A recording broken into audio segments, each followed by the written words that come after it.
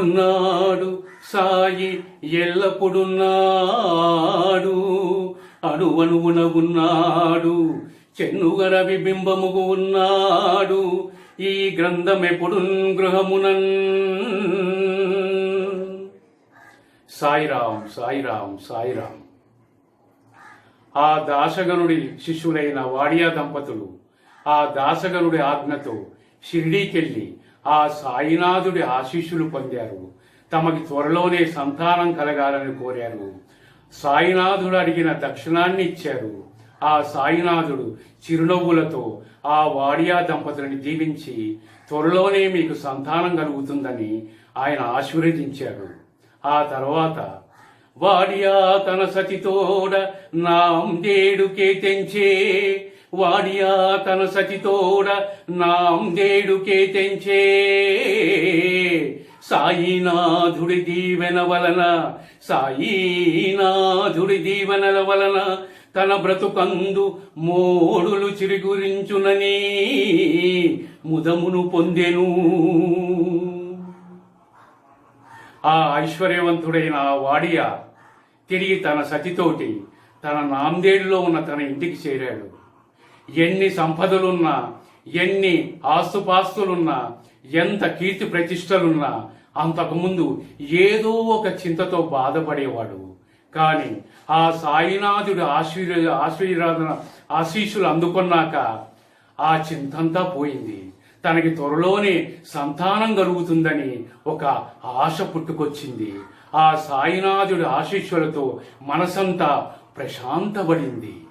సాయీశ్వరుడి దక్షిణల సంగతి సంశయములను తెలుపంగన్, దాసగనుడి వద్దకు వేంచేసే వాడియా విచారశీలుడగన్. ఆ షిరిడీలో సాయినాథుడి దగ్గర జరిగిన విచిత్రాన్ని ఆ దక్షిణల సంగతి ఆ వాడియా ఆ దాసగనుడిని అడగడానికి విచారంగా ఆ దాసగనుడి దగ్గరికి వచ్చాడు. పరమాత్ముని దర్శనము గురువు బోధన వలగూడెను, పరమాత్ముని దర్శనము గురువు బోధన వలగూడెను, తానే వరఫలమునిచ్చెను కరుణాభరుణుడు సాయీశ్వరుడు భక్త సులభుడై. తమ గురువైన దాసగనుడు ద్వారా ఆ షిరిడీనాథుని దర్శించుకున్నాను. ఆ షిరిడీనాథుడి వరఫలములు అందుకున్నాను. ఆ కరుణాభరుడు ఆ భక్త సులభుడు మమ్మల్ని ఆశీర్వదించాడు అని ఆ దాసగనుడు దగ్గరికి వచ్చి చెప్పుకోవడానికి ఆ వాడియా వచ్చాడు. దాసగణ ఖ్యాపాదములు సాష్టాంగములు గావించుచున్ అనుచు, దాసగణ ఖ్యాపాదములు సాష్టాంగములు గావించుచున్, వినుడీ చిత్రము వినుడీ చిత్రము, 5 రూకలడిగి ఆపై వెంటనే ముందే ముట్టెను దక్షిణ ఇందు కొంత, ముందే ముట్టెను దక్షిణ ఇందు కొంత, ఆపై మిగిలిన సొమ్ము పెట్టుము, 1 రూకయు 2 అణాలు పెట్టమని అదే గై కొనుచు జీవింపుచున్. ఆ వాడియా ఆ దాసగనుడి పాదాలకి సాష్టాంగ నమస్కారం చేసి, స్వామి అక్కడ ఒక విచిత్రం జరిగింది. ఆ షిరిడీనాథుడు ఆ సాయినాథుడు 5 రూకలు నన్ను అడిగాడు. ఆ 5 రూకలు తీయబోతుంటే ఆగు, అందులోని కొంత సొమ్మునే నాకు ఇయ్యి, ఆ మిగిలిన సొమ్ము అంతకు ముందే నాకు దక్షిణగా ముట్టిందన్నాడు. ఆ సాయినాథుడు 1 రూక 2 అణాలు తీసుకొని నన్ను దీవించాడు. స్వామి ఏమిటి విచిత్రము, నేను నమ్మలేకున్నాను అని ఆ దాసగనుడికి ఆ వాడియా చెప్పాడు. సంతతి గలుగునంచొసగే చక్కటి పండ్లు 4, సంతతి గలుగునంచొసగే చక్కటి పండ్లు 4, వచ్చినామింతకు 5 రూకల మాట ఏమిటి, వచ్చినాను ఇంతకు 5 రూకల మాట ఏమిటి, ఎన్నడు సాయికిచ్చి తిన్కొంత, ఎన్నడు సాయికిచ్చి తిన్కొంత, తత్తర్థార్థముల్ తెల్పగోరెదా, తత్తర్థార్థముల్ తెల్పగోరెదా, సాయి విలాస తత్వమచ్చంత నిగూఢమై అలరునట్టిది, సాయి విలాస తత్వమచ్చంత నిగూఢమై అలరునట్టిది, తెల్పంగ మీకే సాధ్యమౌ. ఆ వాడియ దాసగనుడితో ఇలా అన్నాడు ఆనందభరితుడైపోయి.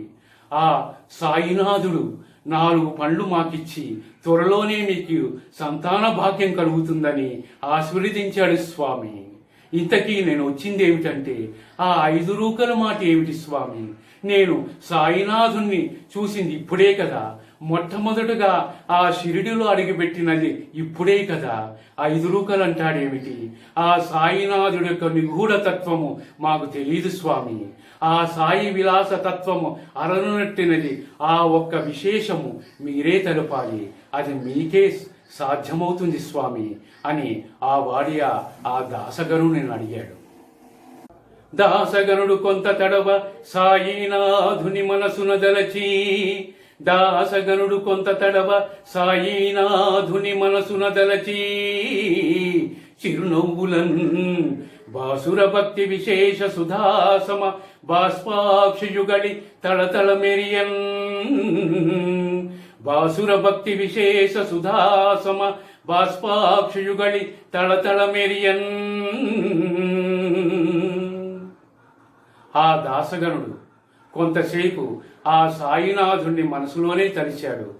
ఆ చిరునవ్వులతో, ఆ తర్వాత దాసగనుడి చిరునవ్వులతో ఆ సాయినాథుడు ఆ వాడియా యొక్క భక్తి విశేషాలు చూసి ఆ చిరునవ్వులు, సాయినాథుడి యొక్క దివ్య తేజమైన ఆ చిరునవ్వులు తలతల ఎలా మెరిశాయో ఆయన యొక్క భావం ఏమిటో ఆ దాసగనుడు తెలుసుకున్నాడు.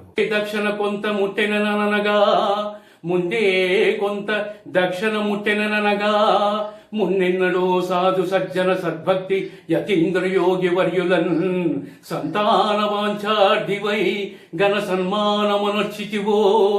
ముందే కొంత దక్షిణ ముట్టెననగా, మున్నెన్నడో సాధు సజ్జన సద్భక్తి యోగి యతీంద్ర యోగి వర్యులన్, సంతాన వాంఛార్థివై ఘన సన్మానమునర్చితివో. కలవో ఖర్చైన లెక్కల్, కలవో ఖర్చైన లెక్కల్, ఒకే దినమందు ఒక మహాత్ముని యవ్వనికో భక్తిన్ముక్తిని చేకూర్చితివో. ఒకే దినమందు ఒక మహాత్ముని యవ్వనికో భక్తిన్ముక్తిని చేకూర్చితివో. ఆ దాసగనుడు ఇలా అడిగాడు, సాయినాథుడు ముందే దక్షిణం ముట్టిందంటే మున్నెన్నడో నువ్వు ఒక సాధు సజ్జనుడికి, ఒక యతీంద్ర యోగ వర్యుడికి నీ యొక్క సంతాన వాంఛార్థికై ఘన సన్మానాలు చేశావా? ఆ ఘన సన్మానానికి ఖర్చైన లెక్కలు నీ దగ్గర ఏమైనా ఉన్నాయా? ఆ ఒకే దినమందు ఆ ఒక్క మహాత్ముడికి నువ్వు అన్ని వసతులు కల్పించి ఆనందభరితుడై అతను సంతోషించేలాగా నువ్వేమైనా చర్యలు చేశావా?